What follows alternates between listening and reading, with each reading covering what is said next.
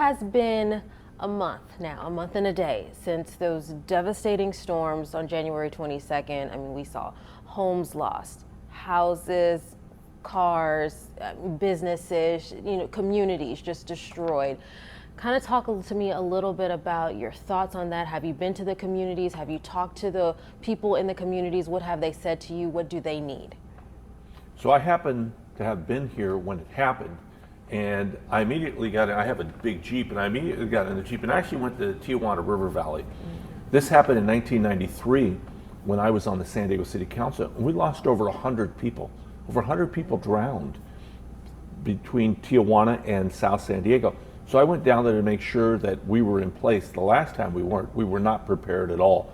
This time we were. We had the rapid response team down there. We had our river rescue. We had the police.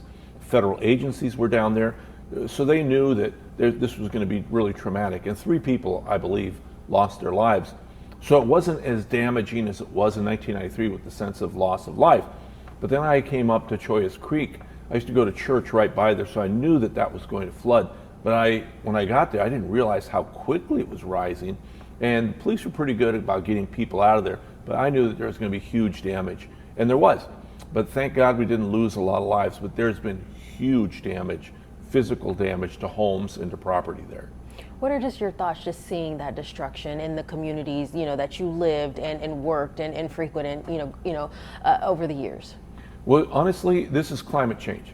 I mean, I've been preaching this for a couple decades now, that the weather was going to change and you're going to have these disasters. We call them catastrophes or CATs.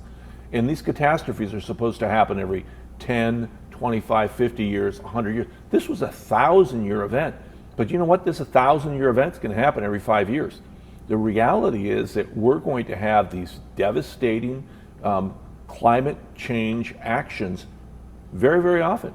And that is because the world has changed. We have to harden our landscape here. We have to harden what we do to protect ourselves and change the way we live. Otherwise, we're going to find that more and more damage. This is climate change. We've been preaching it for a long time. Nobody believed it. All of a sudden, hey, here's the proof. Mother Nature is letting us know this is climate change. And then just speaking of that damage, we know that, as we mentioned, a lot of people just lost everything. As far as resources, what is available to them? So we were asking the state to work with us to request from the federal government a major disaster area. So now it's been declared by the president, this is a major disaster. Once you have that declaration of a major disaster, federal funds then become available. A lot of people did not have flood insurance, and a lot of this would have been covered by flood insurance, but they don't have it. So now there is the ability to get aid from the federal government, especially if you've lost a lot of your things, you don't have the ability to replace them, or your house has been damaged. There's ways now to get help from the federal government. It doesn't replace, flood insurance. Flood insurance is something that you'll have to get in the future if you get this help. But the truth of the matter is that this does help people quite a bit.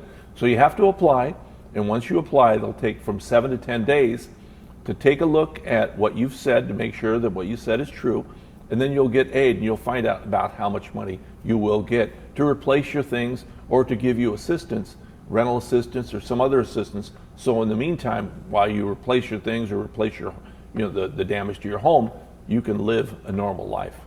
And the you said 7 to 10 days is what the timeline that they will know how much they will get. How much time do you know that it will take for them to actually receive those funds?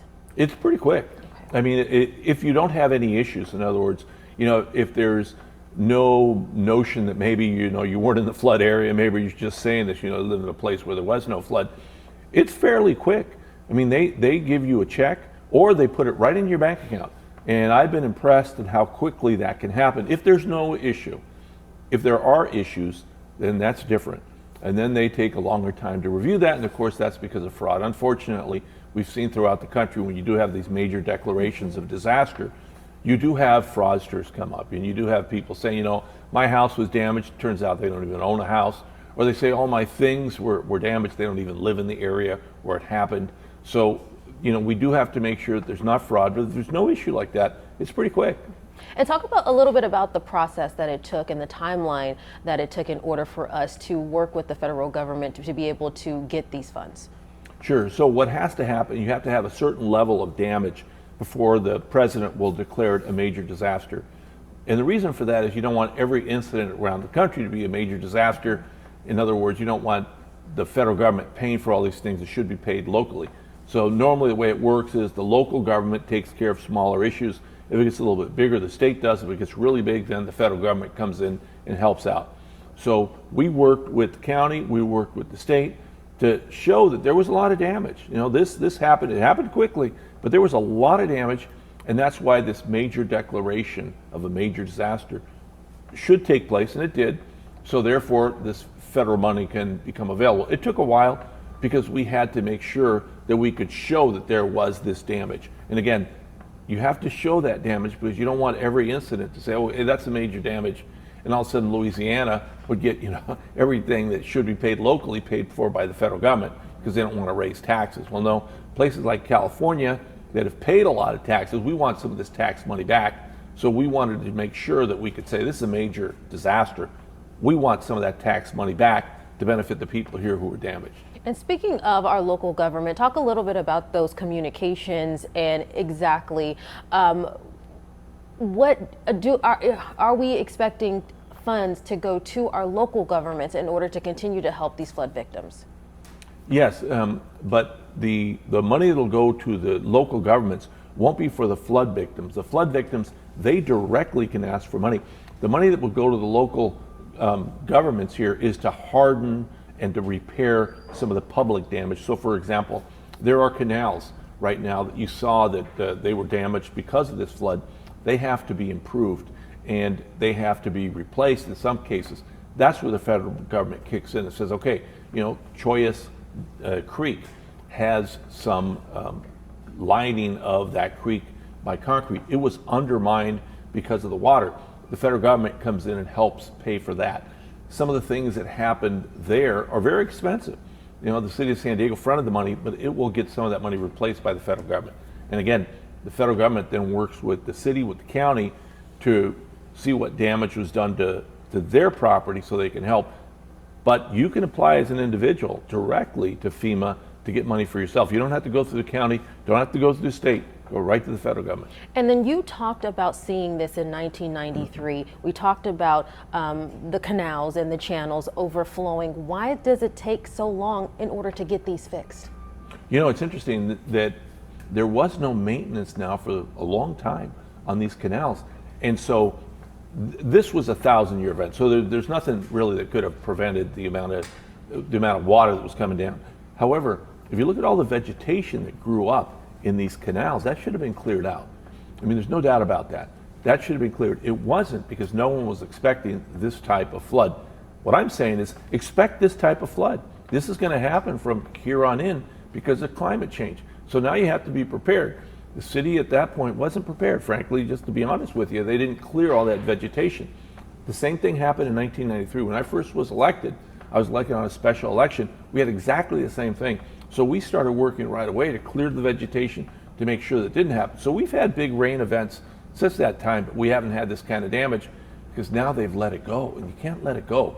Now with climate change, you got to be on top of these things. Otherwise, you're going to have dramatic damage, just like we saw and we're going to see. Last question. Yourself and other local leaders are urging the IRS commissioner to push back the tax deadline in order to help these flood victims. Where are we in that process? Well, we're still pushing. A lot of these flood victims, you know, they lost everything, or they lost the ability really to say, okay, these are my taxes, this is what I need to pay, because damage to their property, damage to their records. And so we're pushing back, saying, hey, give these guys more time. They're not trying to not pay their taxes. They simply want to pay that, but at a time that makes sense because they've lost so much. Working with the IRS is tough, man. I'm a federal government guy, and I can tell you, those guys are tough. It's tough to push back, but hopefully they'll see the problem here, and hopefully they'll help out.